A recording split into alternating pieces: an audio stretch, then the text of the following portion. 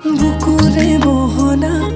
মৰমে মহিলা তোমাৰ কোমল কলি যাতে থাকিম এতিয়া বুকুৰে বহনা কাষত